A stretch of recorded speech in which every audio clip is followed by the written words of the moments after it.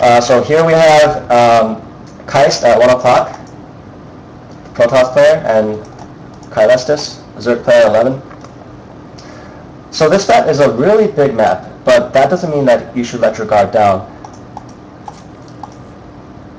Because pylons can warp in units anywhere instantly. It's always tricky to, especially in the big map. It's hard to find.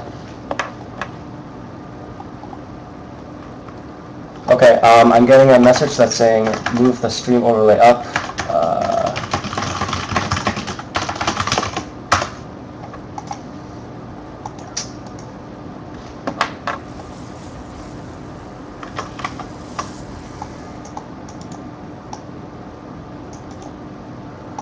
Sorry about this.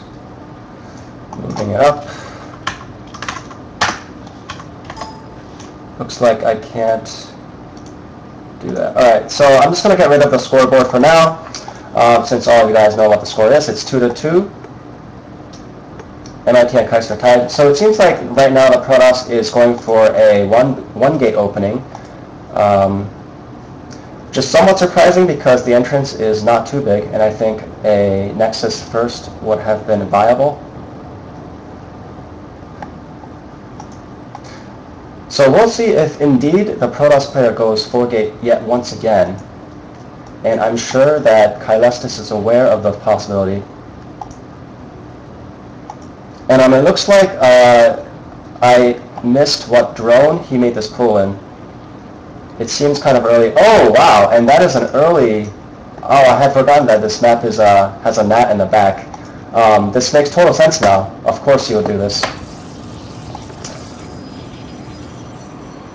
An extremely early first Nexus build from the Protoss. And this might seem crazy, but it's actually not, because the gnat is behind your base. There's no way they can get there without running past your ramp.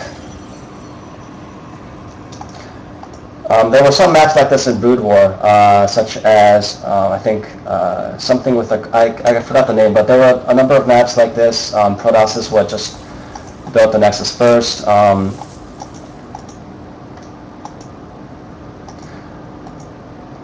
So given the map, it doesn't seem like a too out-of-ordinary build here. Forge, cannon, gateway, block off the net.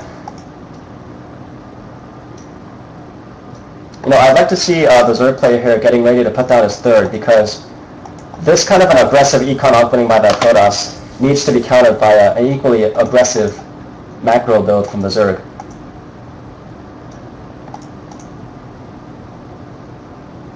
And it looks like he will be doing exactly that. He sees the net, and he understands that he sees the Forge and Gateway.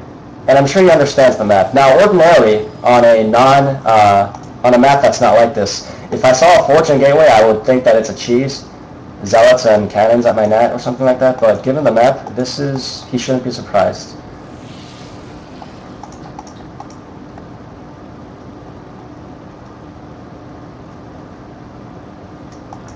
So both players playing fairly standard. This is a pretty standard cybernetics core timing. For a typical fast expo, the cybernetics core is done by 5:45. It was done by 5:30 here, so it's a little bit earlier than usual, but it's expected since he got his Nexus first and he is playing an extremely economic game.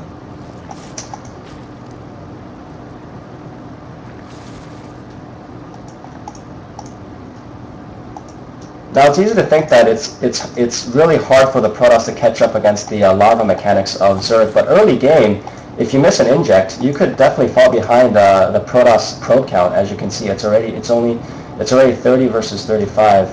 Missing an inject early game could cost you quite a bit.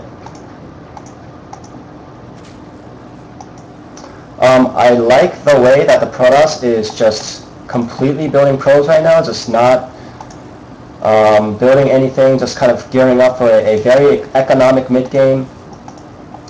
I like the fact that the Zerg player is trying to get a scout in.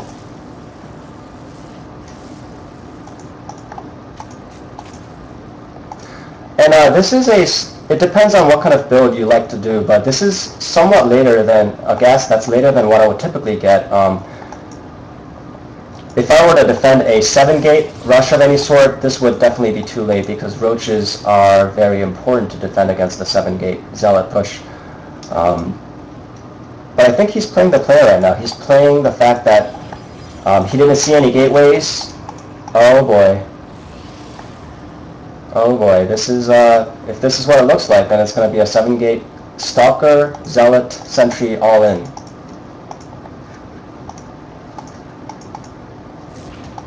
And he has to have, see, the Zerg just saw the Protoss building the +1, so he must at least be aware that there's a possibility of a timing. A lot of Protoss players get the +1 regardless of whether they do a push or not, but having that there dramatically increases the odds that he is.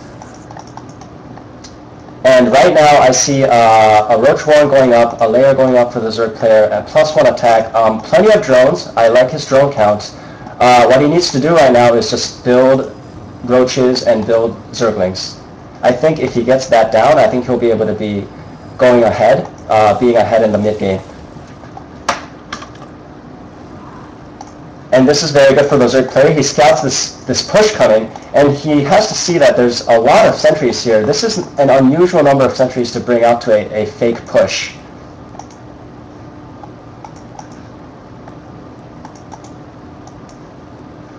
And I'm not sure if you saw that the Protoss have only 1 gas. That's typically a very strong litmus test. What I like to do is see if he gets 2 gas. If he gets 2 gas, it's probably some sort of air build, some gas-heavy build.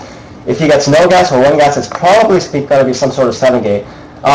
And the Zerg player definitely did not see this this pro building a pylon here, so this could be a very dangerous moment. But fortunately, the Zerg players have plenty of... now he sees it. He sees it now, and he needs to micro this perfectly.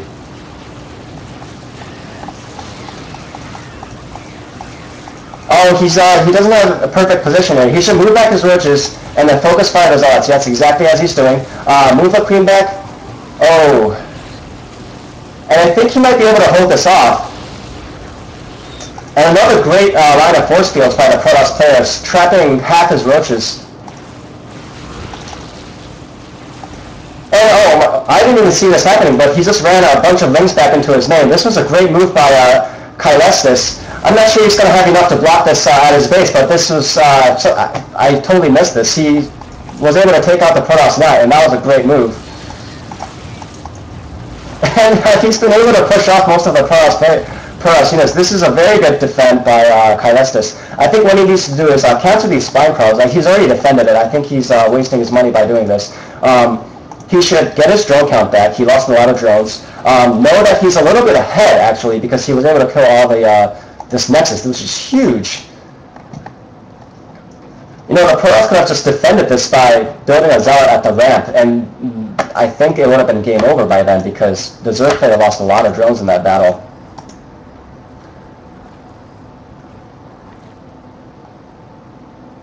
The fact that he was able to defend this push and also kill all these probes, I would give the Zerg player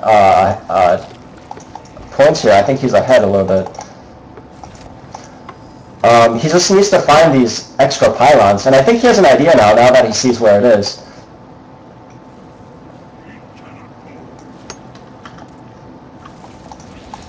Very good job picking off the stray units here. He's going to need... he definitely has enough units to fight off the army. As you can see, his army count is much bigger than red. 19 roaches versus 9 stalkers, 8 stalkers. Typically, if you have twice the number of roaches, that's a very good number. You're probably not going to lose the game. If you have about the same number of roaches as does stalkers, then it's going to come down to micro. If you have sentries, then you're probably going to lose. But at this number of roaches, especially speed roaches versus non-blink stalkers, this is going to be a very good battle for the Zerg player. And I'm actually kind of surprised that the Protoss is building his Expo here, when it's so much more dangerous than taking it here. You know, a lot of Zergs often sit back and try to macro it out. I like decision by the Zerg player here. He's taking control of his advantage, trying to force the battle when he has more army units. This is exactly what you should be doing when you're ahead in army. And you can see from the food supply that the Zerg is way ahead in supply. You know, as a Protoss player, this is really a bad situation. The Nexus has just got halfway done at his back net. The Zerg player is rolling on 3 bases, playing out defense at home. Even if he did some kind of a counter with proxy pylons, he's not going to be able to do much right now. And Caelestis, I think, is intelligently not committing to this push. Oftentimes, players just think they have an advantage, try to finish off the game. I often do this a lot too, and then just waste all your units and then die to a counter push. Caelestis is not doing that. He's patiently waiting outside of the Protoss base, droning up where he needs to be. He's actually building a Spire, and this is going to throw the Protoss player even more. So I like this decision. He's also hedging his best bets in case the Protoss is building something like Immortals, Mass Immortals of some sort. However unlikely it is, since he's only on 2 bases and he just started his Robotics Bay. And a nice little changeling here gives him sight of the entire army. And he knows that he can beat this army straight up. The question is force fields, and he's going for it. The pylon strike, I like that. But yeah, the Zerg player is most likely not going to win this engagement, but he's going to be able to do enough damage to the Protoss army for him to not come out. And with Burrow, this is a very good move by the Zerg player. You know, he could just burrow and move around into the net, into the main, and just give him hell, and just not be able to make him not be able to focus on anything else. I like the fact that he is getting prepared to make another expo. 159 out of 160, very close to being maxed, and yeah, he's going to pop in, and that's going to be a very good. This is a very good situation for the Zerg player. And as you can see, he has his observer, but he just can't be in 2 places at once right now. He just doesn't have enough units for it. Very solid play by the Zerg player with +2 attack. That's very good. Roaches get +2 every time, so when you have +2 against +2 Stalkers, it's better for the Roaches. And yeah, I mean, again, he's going to lose this battle here, but it doesn't matter.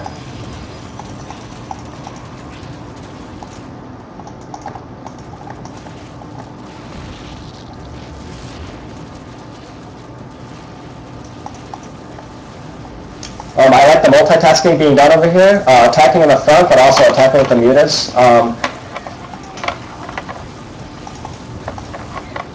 Yeah, I think at this point, it's GG. There we go.